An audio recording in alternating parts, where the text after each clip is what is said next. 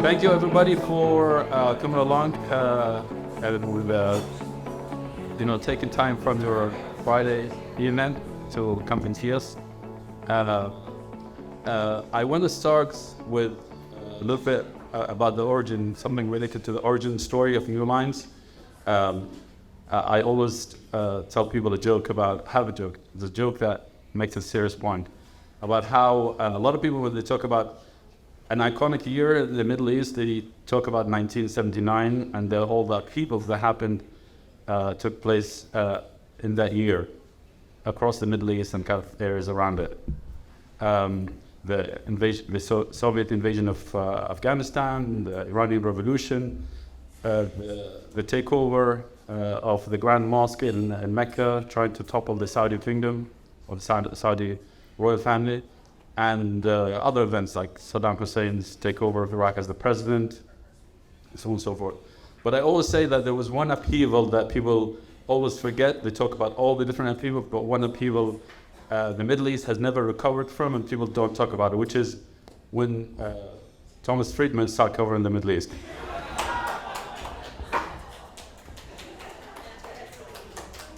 Take 5 minutes just to... Yeah, quickly. So the serious point here, obviously not picking on Thomas Friedman, he does good work sometimes. But the point here is, there are other, he's kind of part of the phenomenon of how, and that was a serious point actually. He started in 1979. It took him 3 years to write a book about the Middle East. And the serious point here is that he symbolizes, or kind of personifies this idea of people coming from outside the region, covering the region in a certain way, and the effect of that coverage, it has serious real life consequences, obviously. That the way the Middle East has been covered, and especially the Middle East, because the Middle East has been always, or for a long time, the center of foreign policy for Western powers in general, and more recently with the U.S.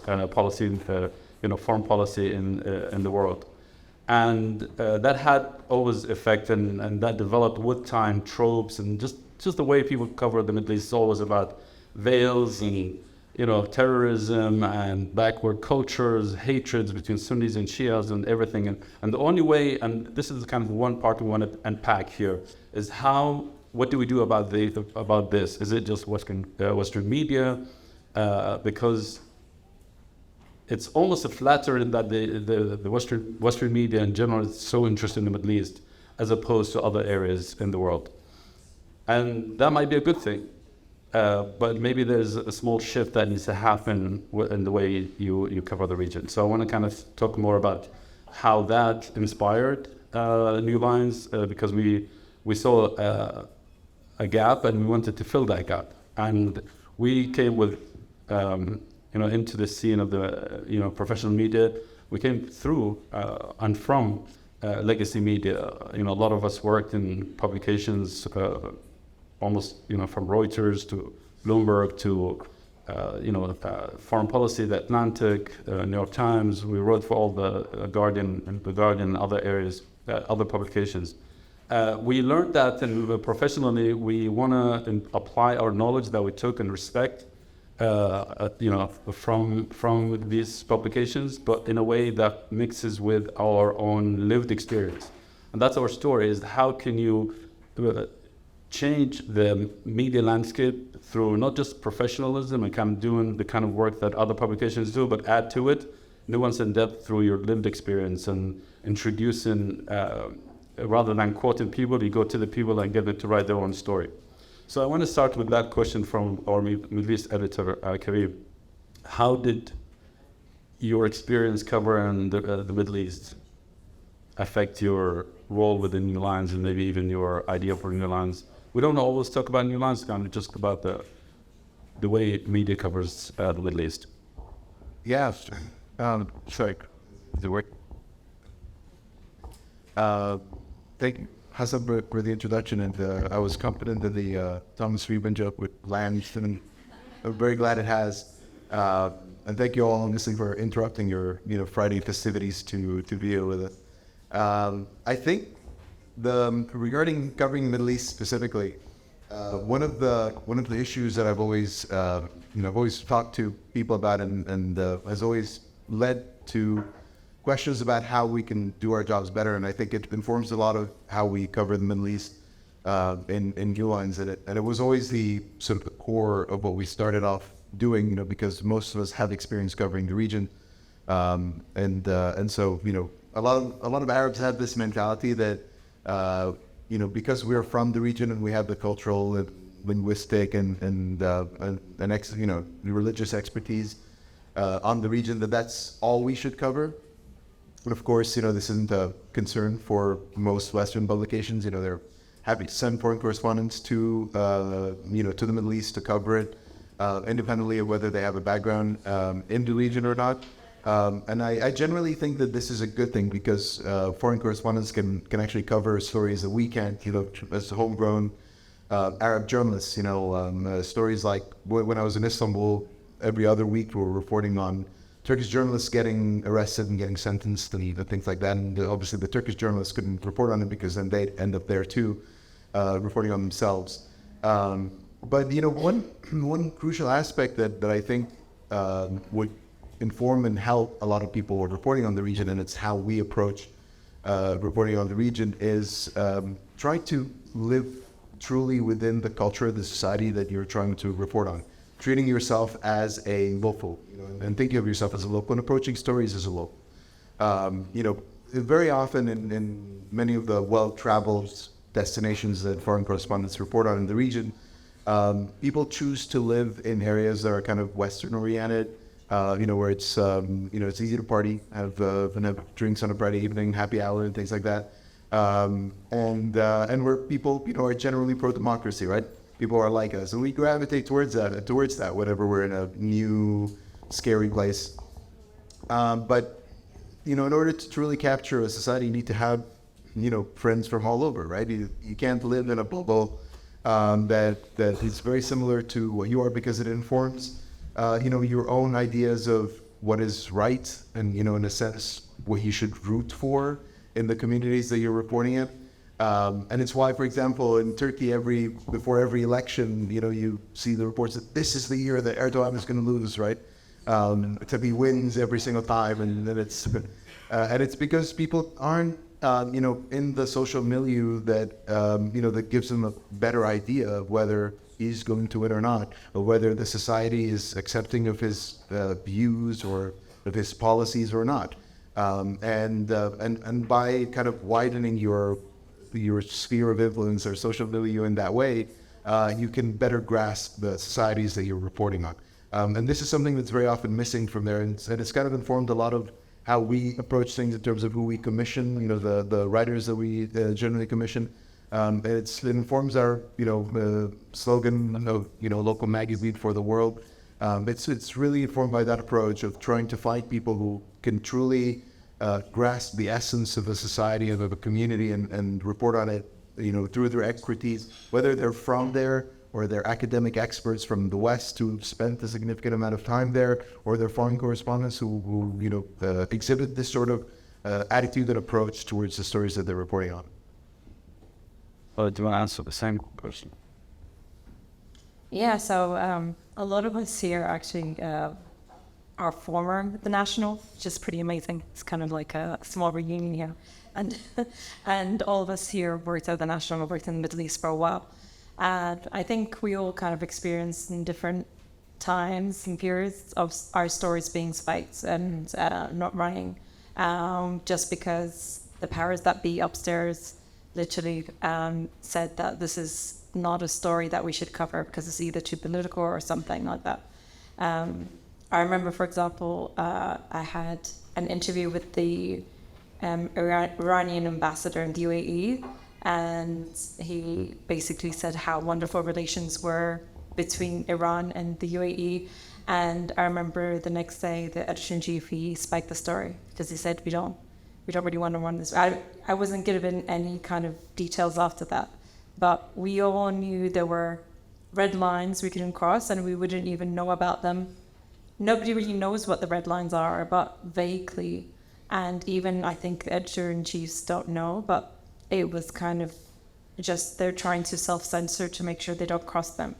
So in that terms, and there was a lot of media outlets in the UAE, and even the ones that, wires that are based in Dubai, they get a lot of pressure from Dubai Media Council and different government officials that, if they run something and that, they're not happy about them, they ask them, how did you manage to get this? This is not true. And it's just, and there's just very little protection for journalists in general in the Middle East. So in that sense, you're focusing more on, there's also a problem of local media and local authorities, Exactly. not just the Western media or media from outside. Yeah, so it's a two-part problem that we try to fill in, that the Western media is not really covering the Middle East how it really should be, and the only things that they find sexy and will kind of cover is wars, jihadists, terrorism, and those are the only things that make it in the headlines. And then that's the impression everybody has, that the Middle East is basically a place just plagued with wars, and there's no culture, there's nothing, anything else worth reporting on except the wars. And then in the Middle East, you have reporters and journalists who kind of struggle to report on things objectively and even cover stories that they would actually think that there's nothing wrong with them because there's self-censorship. So that's where New Lines comes in. Yeah, actually, but basically it's okay. So it's cooked in the philosophy, the secret sauce is actually baked in our new wine, and it's all about moving the lines, shifting the lines of the public conversation about this thing or that, and how to best do that. It's always tricky, I think, having reported locally for various media, having reported in the Middle East for Western media. Not only how do you find the right story, but how do you tell it from a perspective that someone who lives half the way across the world, who doesn't have the same frame of reference, who literally needs to understand a lot of the context that you, as a local, take for granted. So how do you make a local story relevant to that reader who's actually very curious and very interested in what's going on, even if they're being fed the same story over and over again about war and drought and whatever, but presented with a rich, nuanced local story is very interested in it. And I think that's often more a science than an art. And, reporters don't always get it right. But I think that's the place that we often strive for when we are receiving pitches from around the world and developing stories from local reporters and helping them, edit it and so on. So I want to push back against, kind of just interrogate that question a bit further. The flip side of relying on local journalists, because that's something that a lot of people in mainstream media, I heard this directly from certain editors, like Tropes, from journalists, as told to them by their editors, of if they want, sometimes if they want to send someone to Dubai to cover Dubai or any place in the world really, but especially in the Middle East, in Dubai or Baghdad, they usually don't send someone who knows the area. They'd rather have someone with fresh eyes to go and cover the story. There's logic to that. I can understand, for example, why sometimes that's actually necessary. So I want to also talk about maybe the flip side of relying on local, because we don't always we don't all cover local, have local people write for us, right? And maybe after you answer, I have another kind of further question to that, because I think it's worth interrogating that a bit deeply. Sure. So the first time that when my wife was when my now wife was introducing me to her father-in-law, to my father-in-law, to her father, she's Syrian, and you know, he asked her, what does he do? And she said he's a journalist. He said, so what does he do from 9 to 5? You know, well, and it's because, you know, in our part of the world, very often, you know, if you're operating within the parameters of, you know, local media, whether it's state-owned media, whether it's privately owned media, you know, owned by businessmen usually that are pretty close to the regime, you know, most of your work is really stenography. You know, it's not really reporting. It's not journalism in the sense that we understand. You know, and it's and this creates a perspective for editors who are, you know, trying to commission writers in the region or deciding whether to send a journalist from the UK, Canada, the US, wherever, to the region to report on it. They have this question, right? Is, can I actually trust this journalist who is, you know, homegrown, whose expertise and experience is something that we need, that needs to infuse our work from that part of the world, but who might be compromised in some, you know, theoretical sense, right? And then here's where I, you know, like, we don't just commission local journalists, right? We work with foreign correspondents who are based in the areas that we cover, work with academics whose expertise, you know, lies in those areas. And in my mind, this is how it's supposed to work. It's really kind of a collaborative thing, because I grew up in between Dubai and Egypt, and I learned journalism from from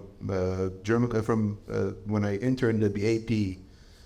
You know, that's where I truly learned the craft. You know, the essence of the craft. I worked with journalists in the National and the BBC, and later at the Guardian and the Daily Star and Lebanon recipes. And you know, many of the journalists that I worked with and who really were mentors to me were people who worked for Reuters, for the Associated Press, for the Guardian, for the New York Times.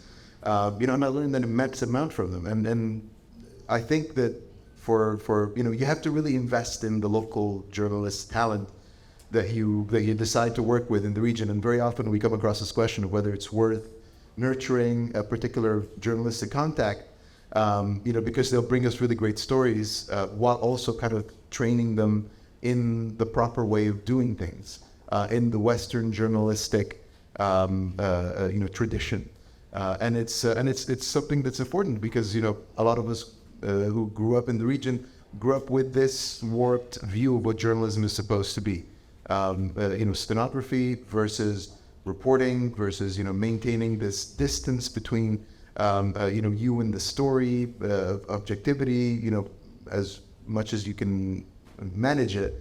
But, you know, all of these things are things that, you know, foreign correspondents and international media outlets and Western media outlets can teach us as journalists growing up in the region, while we can also contribute, you know, the knowledge and the expertise on the region. But the trick is for it to be equal partnership, a truly equal partnership, not a partnership where there's a foreign correspondent whose name is on all the stories and a news assistant or fixer who is doing all of the legwork, finding people, interviewing them, finding contacts, getting the story ideas, and they get no credit.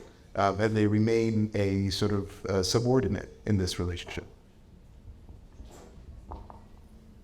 Yeah, so I actually studied journalism in the region. I studied it at UAE University in the UAE, and literally nothing I learned there helped me as a journalist. And the majority of everything that I learned were from, you know, journalists and editors who worked in Western publications or came from legacy publications, you know, like my editors from New York Times, my editors from The Guardian and other places. So I think a lot of it actually has to do with how even journalists are educated in the region. They're educated to be PR more than journalists. Definitely not journalism, it's definitely more public relations. And actually it's under the umbrella of mass communication, which is public relations and journalism. So those two things are absolutely nothing to do with each other. You mentioned before the power of public back in the day. No. Oh yes, I do remember actually. Yeah, I mean, like historically, like the first journalists in the region were the Arab poets. Well, actually, there were the poets that were political and trying to kind of help different tribes and like making poetry for a tribe leader and against the other tribe, and those are pretty much the first journalists. Back in the Yeah. So each tribe would have a poet, like the poet of Benu, whatever, right? And their job would be to diss other tribes and praise their own. So if there's a Gulf crisis, for example, any journalist who's from Qatar, UAE, whatever the different parts of that spat, would be expected to go and write poetry or journalism in favor of their own country and against others. That's an expectation. If you're quiet, then you're sus, as the kids would say. Suspicious. Well, I mean, I don't know but this goes on to this day. I mean, there are poets who have been... That's why I really liked her analogy to the pre-Islamic writing, still continued, the poet of the tribe, remember, because you're supposed to carry the banner of the tribe and write amazing things that really never happened, but about your own tribe, right? And that was the oral history of many of these tribes, right? Well, that's basically journalism taught in theory. Yeah. It continues to today, same. Oh, that definitely continues to today. I think not too long ago, a poet was imprisoned, I think, in Qatar, for doing the opposite of what he was supposed to do or something along. Exactly. So yeah. Local thing, like as an editorial director, how do you deal with this? It is a tricky thing to do. It's like you want to rely on locals, but how do you navigate that? Making sure they are not just objective, but there's some, that whole thorny aspect to it. Yeah. I mean, I remember one time in journalism school when I attended orientation to decide whether or not to go to school for journalism.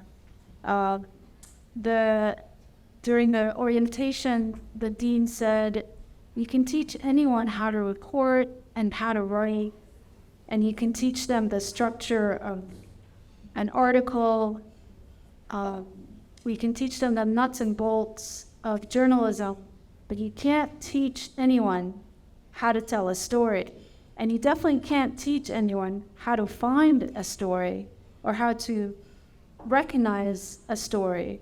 And I think that's, another thing actually that was said during orientation is that journalism is a callin. I mean, it's not, there's no cost-benefit analysis to going to journalism school. There's nothing, it's a calling, really. So I mean, given that, when you find a story, you just sort of, you see the story in front of you, but that's also very much influenced by your frame of reference. So someone who's, very much a local, writes for local audience is gonna see different stories than someone who writes for an international audience. And that's where sometimes the fresh eyes actually comes in handy, because they'll, fly in literally with fresh eyes. They're coming not with fresh eyes, they're coming with eyes from abroad, for, eyes of the audience, of their own audience coming in and writing the story for that. And, that's all fair and square, so their readers want to see what the story is on the ground. But it's a very different story from someone who's local or someone who's actually well-versed in both the over-there international audience, the local readership, the local story, what matters there, what matters here. And I think that's where sort of the gaze of the storyteller is formed, Another aspect also related, because I want to, unpack that part, because we say, we're a local magazine for the world, and usually the word local is invoked to kind of just, sometimes people use it to raise funds, for example, or to claim authenticity and stuff like that. But there is a practical, both problems and benefits to focus on the local. So just to kind of maybe expand on that a little bit myself, which is that we're trying to go deeper on the local level and decide based on our own knowledge of the region and our, supposed objectivity, to say we are going to identify on a local level who is the most knowledgeable on a certain area. So rather than so a lot of people say, oh, I'm going to just commission a Syrian to write about Syria. That's a local voice. But is he or she a local voice, like in the sense of do their views reflect the reality on the ground? So it needs usually the process requires a lot of vetting, and what we do as we expand, for example, beyond the Middle East, we rely on people who know certain areas before we dig into that, before we start kind of, producing work from that area. There's a lot of time we delay, like we get stories, for example,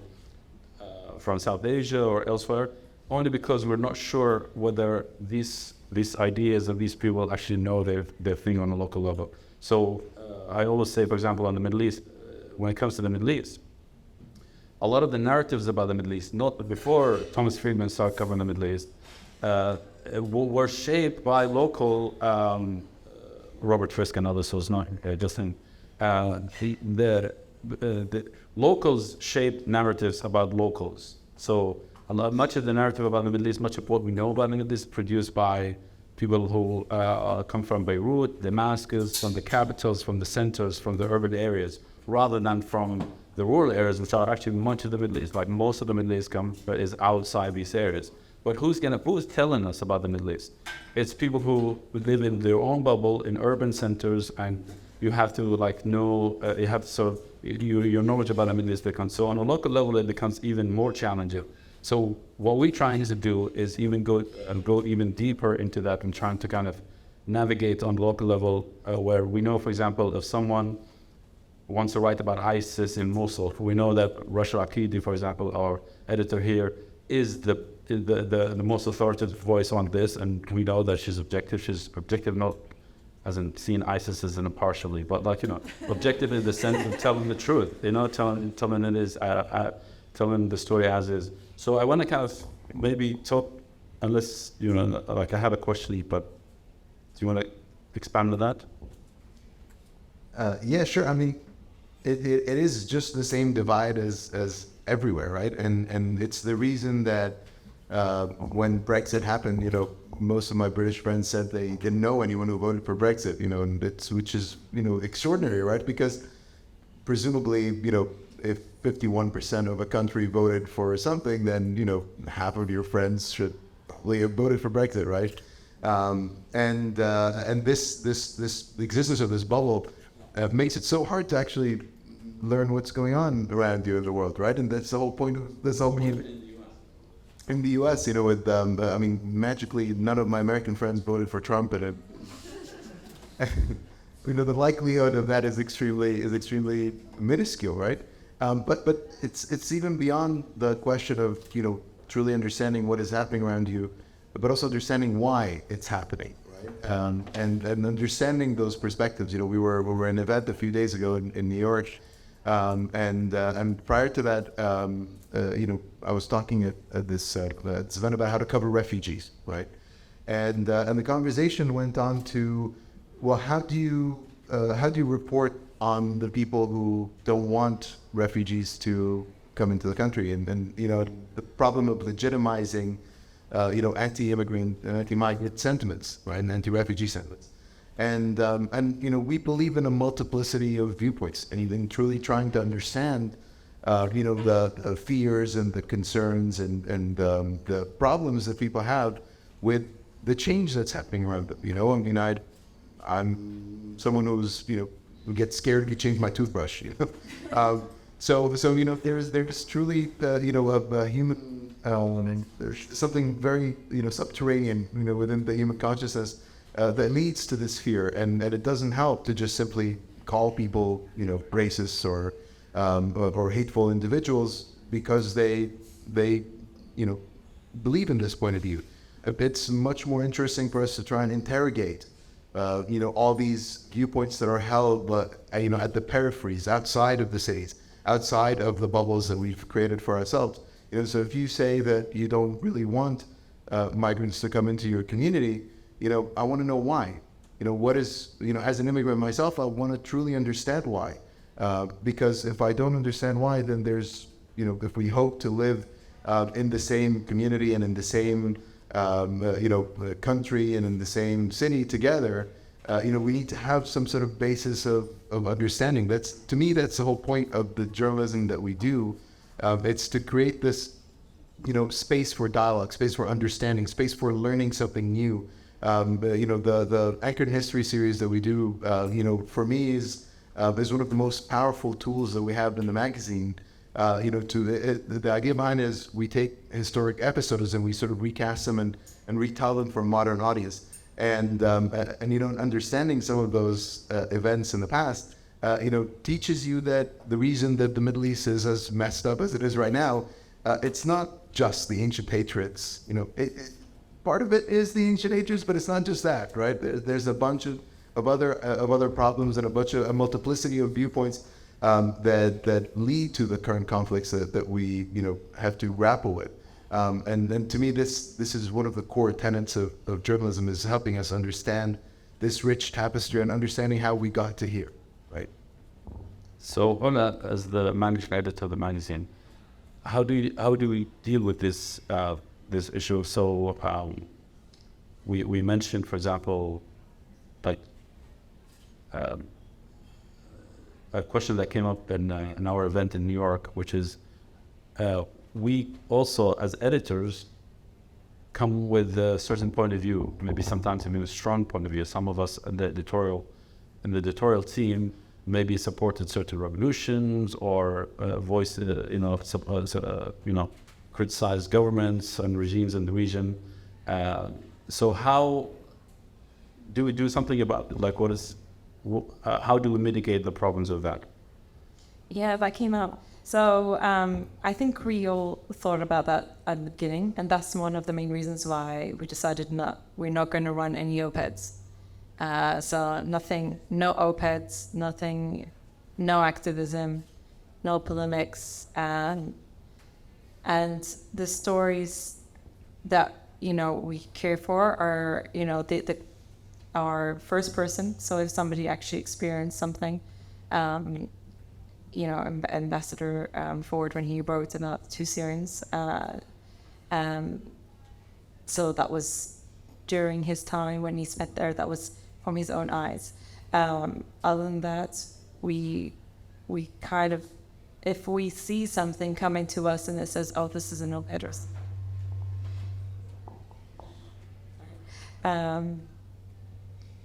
We just don't run anything that it's a smidgen of an opinion in it, that it can be as a measure to minimize. It's a checks and balances for us. Yeah, because I just want to elaborate on that. So the idea that's a good point, because I think one thing we properly innovated in the magazine, something we do that others don't do, which is that we basically decided from the beginning that most problems, the biggest factors that led to the crisis in journalism, like that trust in journalism, is not the work of foreign correspondents who cover news, as much as it is really the punditry and the commentary and the opinion of writers. So people would complain more about the opinion section of the New York Times rather than our great work that New York Times reporters on the ground do. Crisis in the media, the lack of trust in media, is really mostly because of that, in our opinion, at least that's our assessment. So what we did is do away with opinion, even though actually opinion sections and commentary, strong opinions, bring the most traffic, for example, and polarize readers and so on and so forth. But we decided, even though that's actually good for us, we're going to do away with it because we want to eliminate, like I said, activism, ideology and polemics, opinion and stuff like that, and focus on the story and the ideas. And I think we made the right decision in that people were expecting some sort of agenda behind, because there's always suspicion, skepticism about what's their agenda. But when you create these checks and balances against your own self, you basically restrain your own instinct, where I cannot go and get people to write about, I don't know, Bashar Assad or something like that as an opinion. If you have an idea, if you have something to report about Syria, as a reporter, as maybe a story or as an idea, go for it. But as just polemics, that's not gonna. Yeah, and frankly, opinions are a dime a dozen, because especially in our age of social media. I mean, it's usually when I read an op-ed, I just need to read the first one or two sentences or the headline, and I know exactly what this opinion is about. But to find something rich and well reported and nuanced and, the kind of long form, I mean, that's basically the space we're moving into. That's the space we've been occupying, and that's the space that we find there is a lot of demand that is overlooked by a lot of other media. Yeah. So before, I just want to announce, if you have questions, you can now start asking. I just wanted to say, going back to the point of the paraphrase versus, the center. The focus on the center is the reason we have things like chocolate hummus. As a legitimate. He never talks about that. As a legitimate bottom, I think these abominations end up being part of the popular discourse and in the way we do this. So That's just a result of when you're not a local and you try to westernize something that's not local. And we probably the work hundreds on will net it. All right, so doesn't yeah. All right, Kareem. Bring it to him to us away.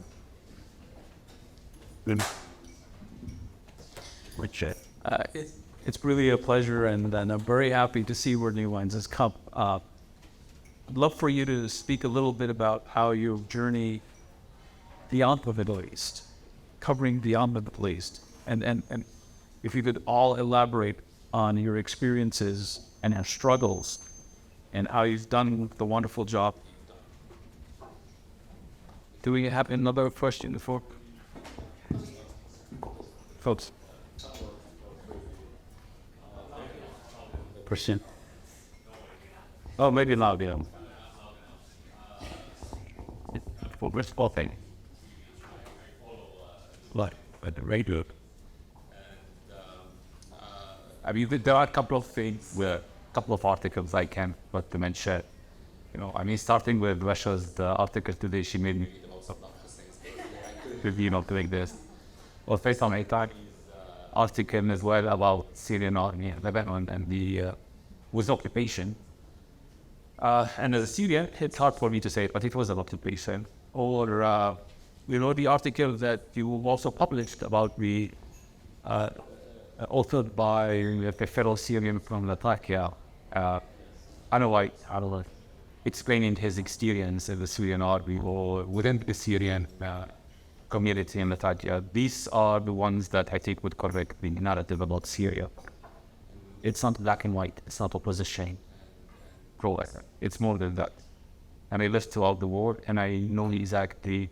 Sometimes I may have mentioned that, but I had friends who were FSA, Free Syrian Army, and other friends who were in the Republican Guard, the Michael Assad. And we used to every Thursday sit together, break, smoke up, and both of them, they knew about each other. People in DC would never believe that or would never hear of these stories. They would only like to mention about how many, talk about how many that are famous. My question is, I'm going to get to my question, sorry. One of the things that I keep facing or reading is Arabs don't deserve democracy, or there are some genetic horrible ideas, and I would love to hear. I'm sure you will see some pitches, ideas. Did you, or have you received? How do you tackle this? Or these TV shows are part of the disease. blood in the Middle East is the norm. People getting killed this is the usual daily activities of Arabs. These are hard things to say, maybe not politically correct for the Africans, but this is the reality of what we hear despite our experience. We'll come back for a third question, but Expansion beyond, because that's a tricky, about the difficulty of actually getting to new areas. Yeah, but I do think the two questions are related, so I'll merge them a little bit. I mean, basically, you just mentioned a few examples of stereotypes and cliches and the racism that's out there, not just about one group or the other, but sort of about everybody. Frankly, even one would argue that U.S.-based media missed the election of Donald Trump because there's a lot of other of the rest of America. So American journalists, for example, are based on the East Coast and West Coast, and they just overlook everybody in between. And those people in Kentucky, they're stupid, whatever. And boom, Trump was elected, and nobody saw it coming. I mean, that's just one example. I'm using that as an example because it's not just about all these cliches that you just mentioned about Arabs in the Middle East. They're cliches, but in the from a journalist perspective and as an editor, these are always in the public conversation. We're aware of the cliches and anything that may be in the public conversation. So when you're editing a story, you're sort of having a conversation with this, like, oh no, I don't like this sentence because that just kind of bolsters the cliche that blood is cheap in our world.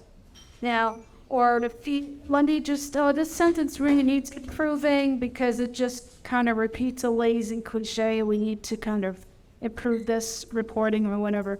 I don't know if that kind of answers your question, but I mean, basically, there's no as I think journalism cannot ignore these things. This is the public conversation and the context in which a story is reported, written, edited, read, and understood. So it's all part of the microcosm here. And just to add to that, we do receive that as pitches, but we don't run it because it's OPED. So Also, can you get how are we trying to expand into the U.S.? We've started as that. Yeah, I mean, so everything we've been talking about here today is just some of the ingredients of the secret sauce at New Lines. So, we initially launched to cover the Middle East, but we quickly found that, when we tapped into some secret sauce in covering the Middle East because we know it so well, and because we knew from our careers, we knew what was missing in covering it and in the public discourse. We wanted to take that model and start to apply it elsewhere. And so we expanded, covering South Asia, covering Africa. We have our Africa editor here. And you'll have it. Yes, and of course the war in Ukraine. We could not just ignore that. And actually, I think the war in Ukraine kind of forced us, catapulted us into covering Europe. I think we would have been slower maybe to land in Europe if it weren't for the region. And now we're expanding to covering the U.S. using the same idea that you need to start the ground up. You can't just hover over a story and throw cliches at her. I mean, that's like an example of the camouflage piece that was in our issue 2, which is held.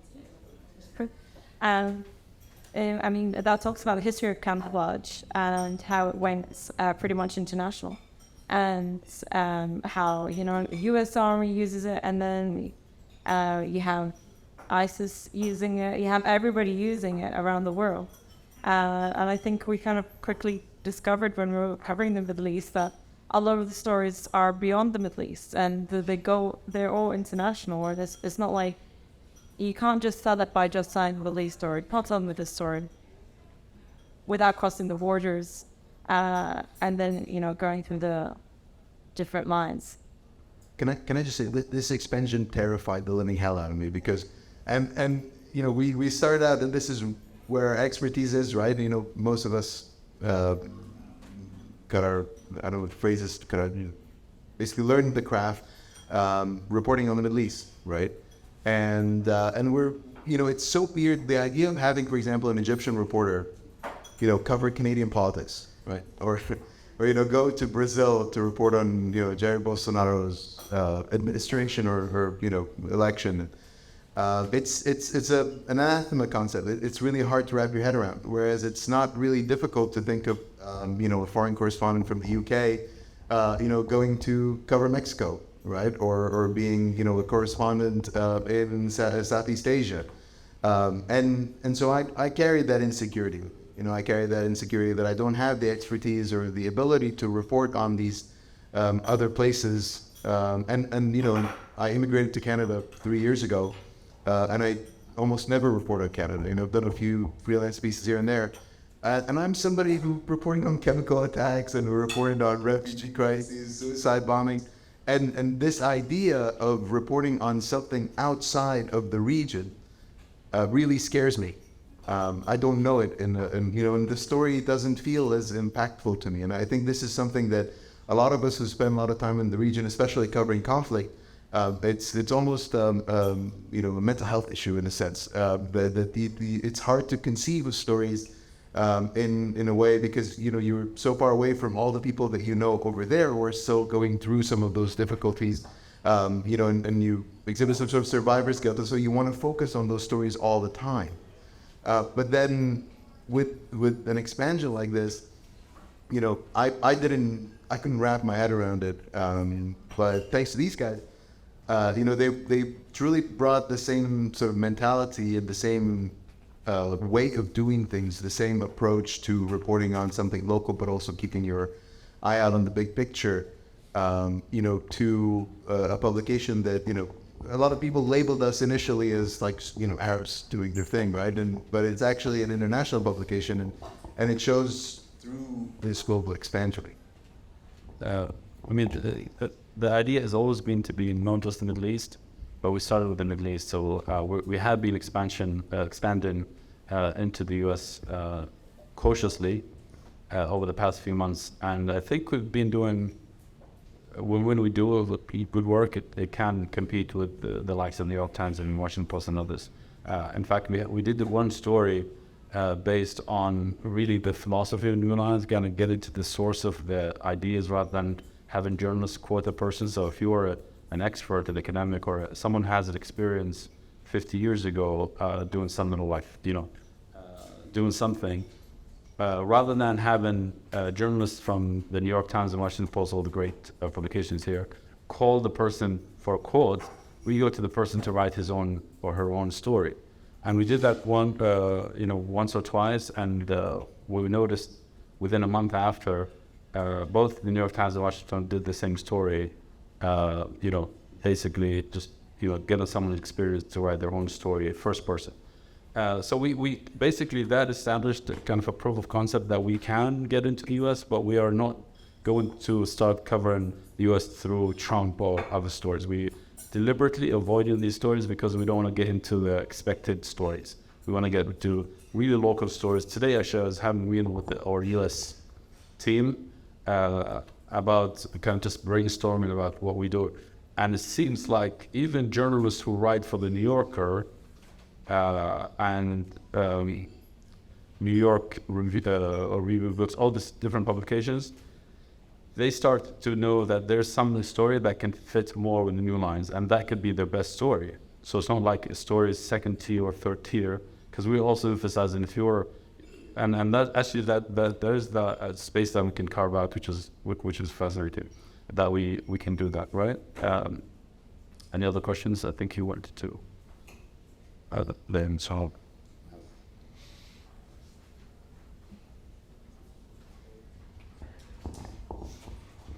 Yes, thank you. About what you've said in the beginning about definition of journalism and identifying stories, identifying the story away from no one, like mainstream education about journalism. How do you see freelance journalism, and would it someday get a considerable percentage of journalism, like or overall? Add second question, sorry about that, about New Line magazine. Do you identify stories like away from the main U.S. politics or U.S. economy? Do you identify stories related to culture and stories from the Middle East and new refugees or newcomers from the Middle East?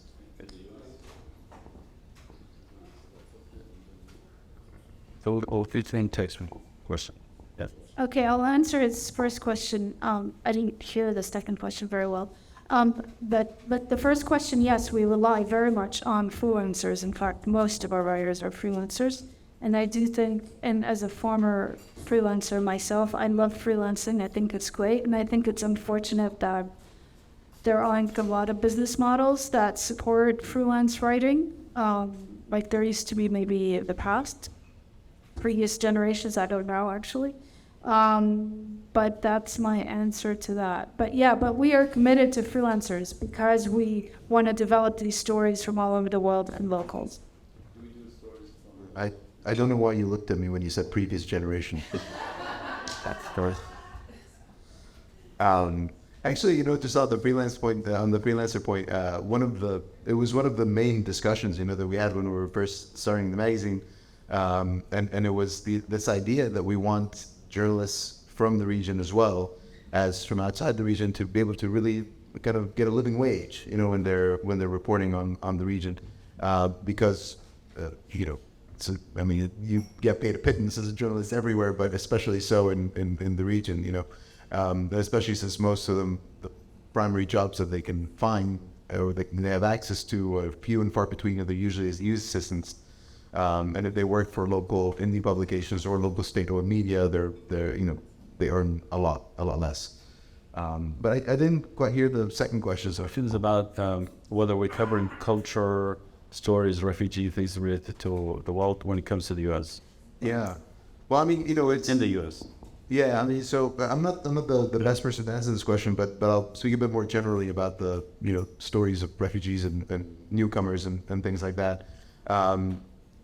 It's a really high bar, because and culture too. With culture, we have generally whenever we know it's a good story, whenever we send it to Rasha, and Rasha responds with a lot of exclamation marks. This is precisely with culture stories and generally with the secret sauce that Rasha referred to.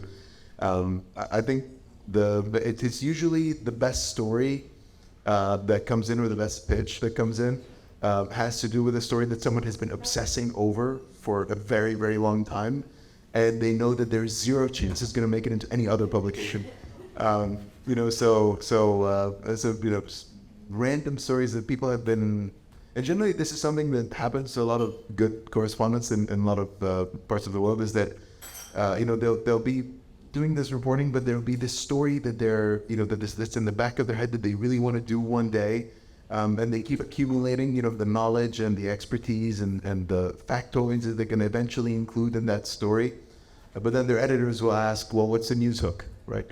Or, well, maybe we'll hold on to this for a while, work up this feature on your spare time, but cover this coup first, And eventually, that story idea will sort of die out, We had a piece that Nick Ashdown, who's one of our regular contributors on Turkey, He pitched to us, and it was a story about the origins of Turkish names, and where the meanings of those names come from. And it tied into a lot of really fascinating stories about the Turkish language and how it was transformed during the Ottoman period and after the Turks' revolution and things like that. And it was a really fascinating story, but it's the sort of story that you'll never see anywhere else, really. And this is usually when someone has been obsessing about a story like that for a while, and they come and pitch it to us. This now what I tell our writers generally. But yeah. Basically, we learn so much from these stories than news story like about countries outside, areas that news countries will never be to. Based on this storytelling from these countries rather than from news stories. Cover news stories about something's happened in Kazakhstan or in Indonesia or something. But if you have a story that tells a story of a person from there, that's usually more illuminating.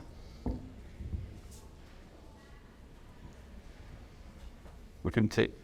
Thank you. And belated congratulations on the print editions. They're gorgeous. Really exciting. I'm fascinated by the discussion on op-eds and the alternative emphasis on telling of stories in first person, whether it's lived experience or deep expertise on a topic, because that's a debate and that's an editorial policy on formatting, but it's also embedded in there is a conceptual debate.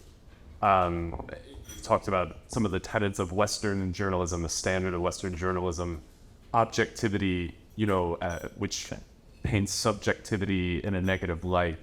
And I wonder, could you talk a bit about how explicit the conceptual debates are among the editorial team?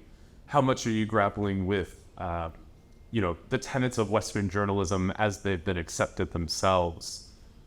And then maybe the flip side of that question is, are there any tenets of Western journalism as it's been practiced and all of its problems that you see as important to maintain, that are actually standards that you hold yourselves to, even as you tackle others? Thank you. Yeah. We're all basically trained at what's the word? We sharpened our teeth on our teeth, cut our chops, whatever, in Western journalism. And basically that's how we were trained.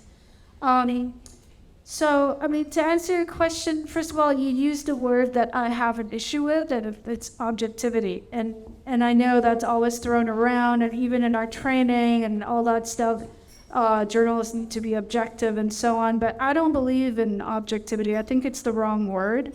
Nothing is objective. Not even an AI can be objective. The AI is only as objective as its human programmers. So it's not about objectivity. It's about truthfulness and about including every aspect of the story in the story. And it's about never being bashful, about asking the difficult questions, interrogating what makes the reader and what makes the reporter and what makes you as the editor, or if you are the reporter, whatever, what makes you uncomfortable, interrogating that, because I think sometimes the biggest hurdle is our own gaze, our own unconscious biases, perspectives, or whatnot that we're not aware of. So that's where the magic of good journalism comes in. In modern times, it is sort of the Western tenets of journalism, but I think it's the basic tenets of telling a good and honest story. Yeah.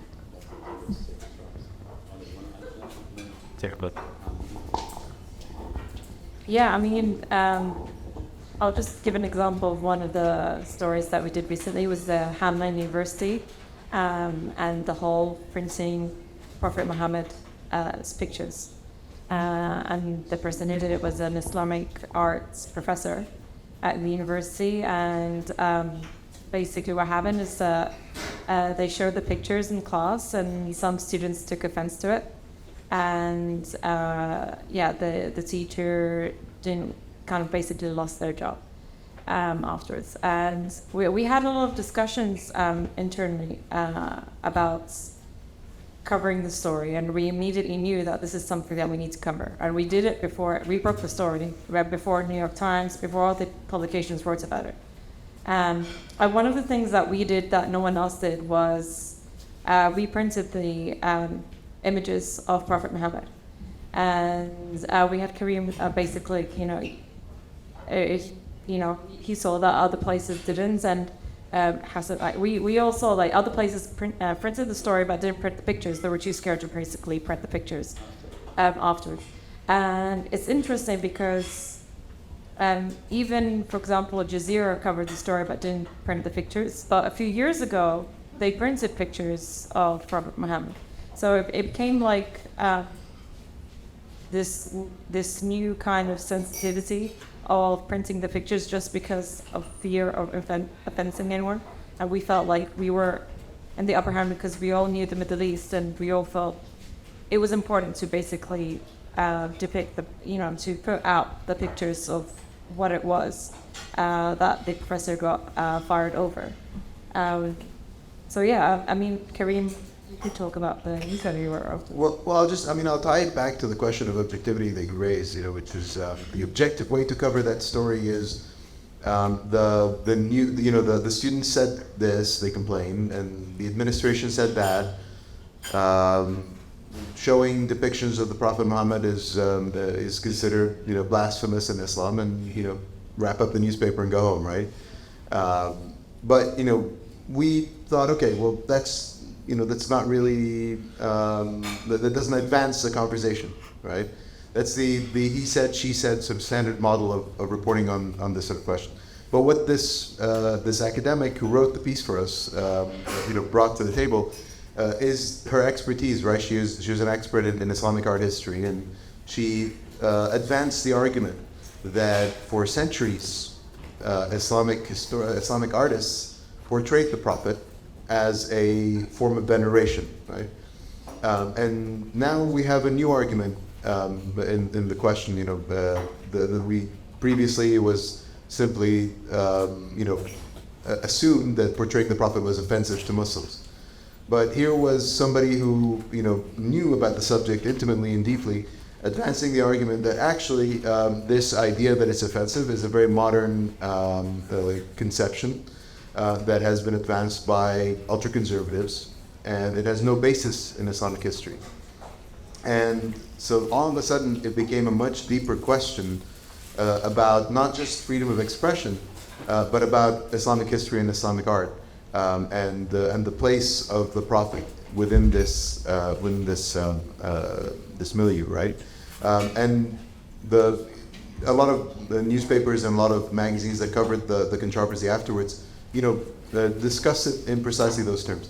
But because we talked about it, us, people who have a background in, as Muslims or as diverse members of the team or as Arabs, we have this cultural awareness to be able to question this narrative that this is simply offensive, right?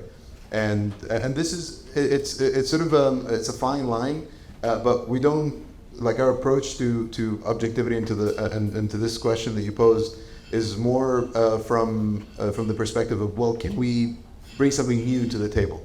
Can we advance in the argument? Can we take this from the quagmire, this question from the quagmire that it's lived in for years because of the cartoons, because of the Charlie Hebdo issue and beyond, to talking about it in terms that are sort of fresh and that actually advance the debate and the argument instead of just being he said, she said journalism.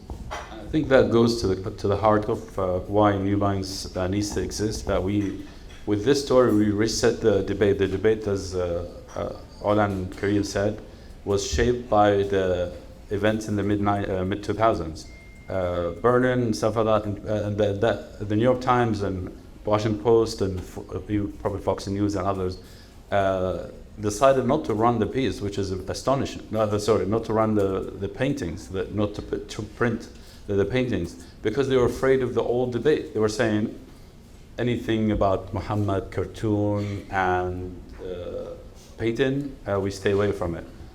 So without even examining and exploring and interrogating that, whereas what we said, we can reset the conversation, can go back to it. We decide we do something like this.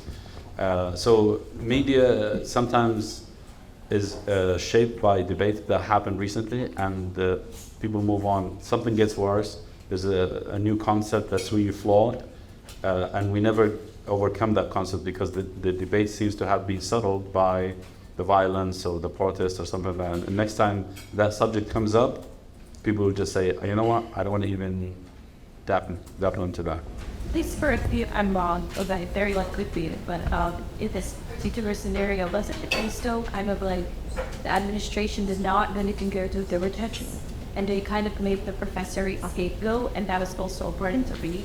And that's probably what I understand also happened, that it's kind of like sloppy, sort of discovery, that's a part of the issue as well. I mean, but I could be wrong, that's why I'm asking.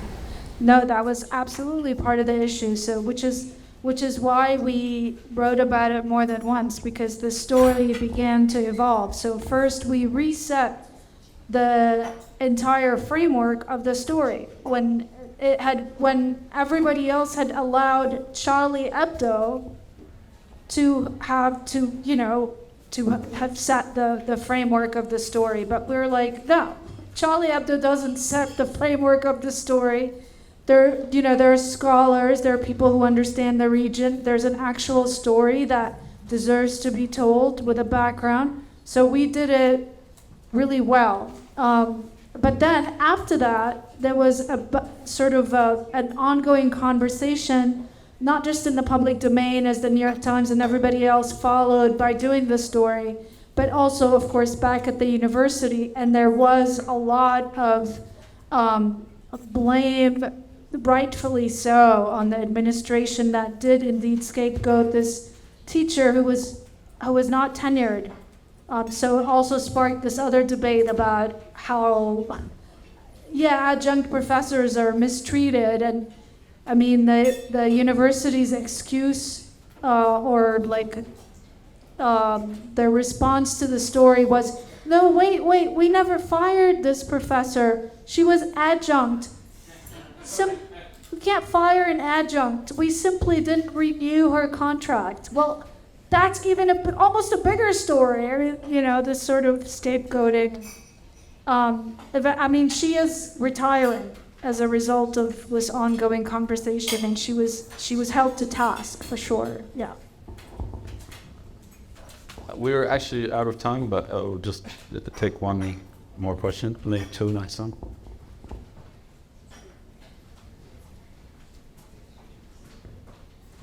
Just sort of did thank you for this great panel. It's a great design piece beside the great journalism.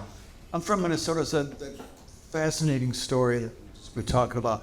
It really does say something. Yeah, the administration in Hamlin really kind of ties into introducing what maybe is new to many Americans about a different culture, about Islam, the Arab world, about the Media region. But the university administration did, because they were so sensitive to the issue and they didn't know how to react. But it opened the door for great journalism from you guys. And I forwarded several of the articles to friends because we gave such a rich context. And so congratulations. Thank you for confirming that it's called Hamline, because that's very... At Hamlin University in St. Paul. Hamline? Hamlin.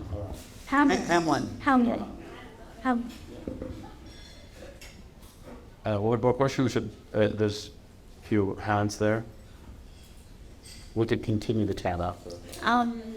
So I'm Dr. Marwan Nazir, professor of government and politics at University of Maryland. But I come from a background of journalism, then anthropology, and more of government and politics and all of that. So I think, like deducing from what you're talking about, it seems like there were a number of concepts that were, reflected. One is journalism, which is like news and current affairs and coverage, etc. But there is this element of commentary, and I think there was a confusion when you said you care for stories that are narrated in the first person or from an experience in the, eyewitness almost, or someone from the experience firsthand, versus no op-ed, right? You said no op-ed. But I think these things need to be redefined perhaps and delineated.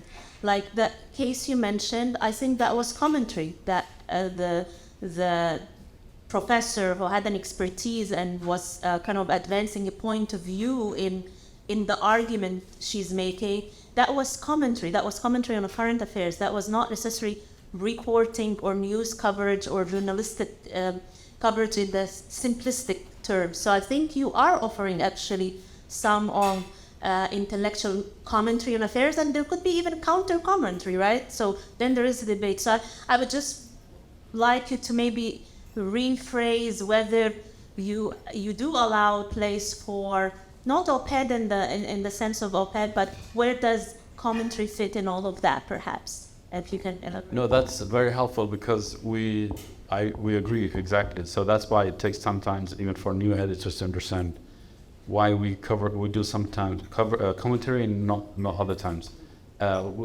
Commentary that conveys, like, it's all about the phrase we use is move the needle.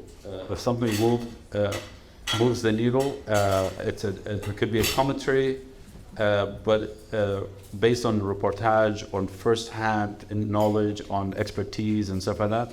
So in that sense, as long as it's not an opinion, because what we know from op-eds, or famously like the way op-eds or structures are, I think Trump should be imprisoned because I think he's a bad guy, something like that, just your opinion, rather than be based on reportage, on first-hand expertise and stuff like that. So we do sometimes make exceptions to stories, but generally has to bring something to the table. Yeah, so I want to add to that. So what you're referring to is one of our sections, the argument section.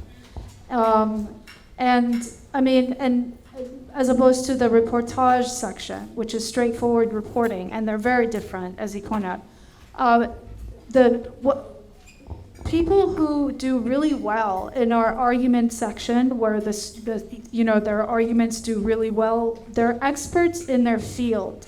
There comes a time when your deep level of expertise and experience in your field, you're way beyond doing straightforward reportage on a story that's in your field.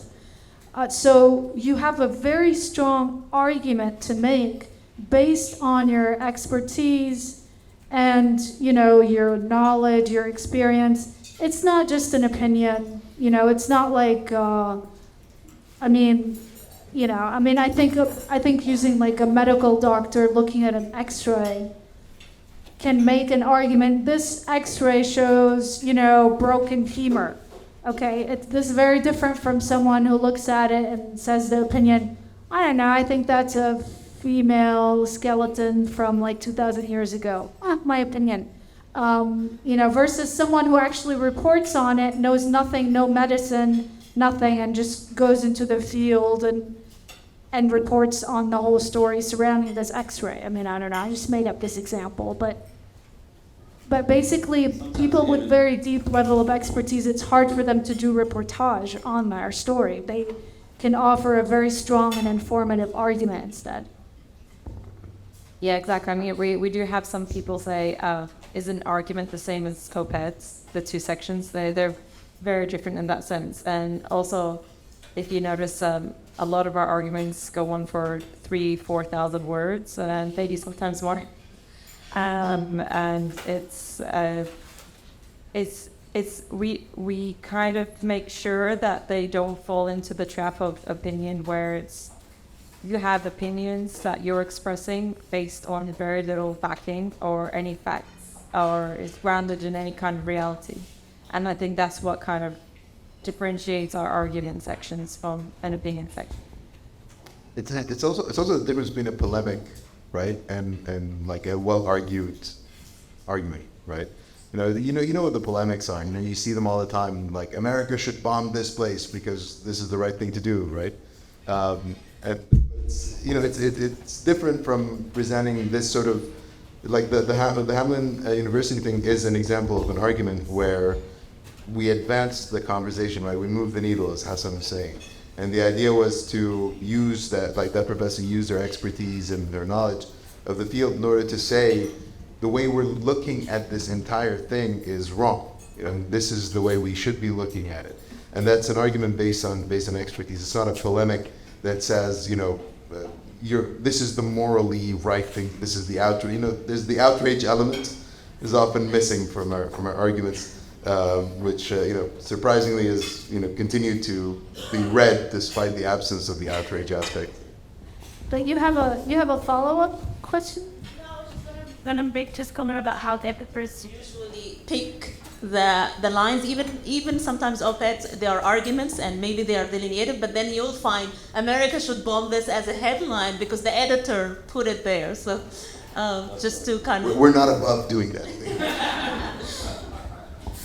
On that note, thank you very much. We should end it here.